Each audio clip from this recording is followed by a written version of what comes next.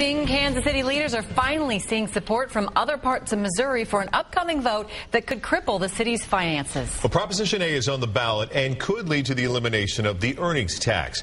Chris Hernandez is following the issue. He joins us with today's developments. Chris?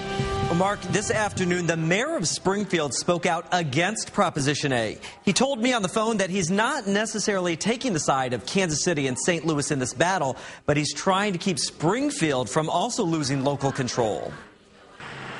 Once you leave the city limits and get to open space in smaller towns, it's easy to find a lot of people who plan to vote for Proposition A because they don't like Kansas City's earnings tax. I think it should be voted on. I don't think we should have to pay it. Why not? Because it's ridiculous. It's just more money for them and less money for us. Rocky McCarty paid that 1% tax on his salary when he lived in Kansas City. At another table inside the Country Cooking Cafe, the Willises paid too because they worked in Kansas City.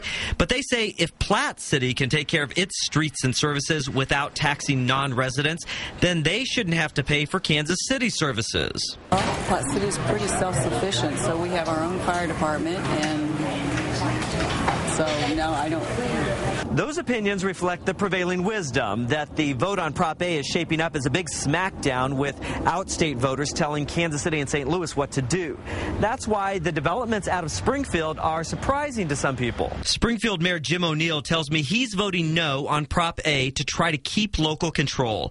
He's also worried that if Kansas City and St. Louis lose their e-tax revenue, they'll push for more state money, and that could leave less for Springfield and other cities.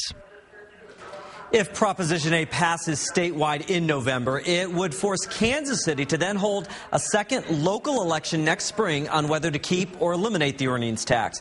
Now, if Kansas City residents do vote to keep it, there would still have to be a vote every 5 years. The earnings tax brings in 40% of the city's general fund revenue. In the newsroom, Chris Hernandez, NBC Action News.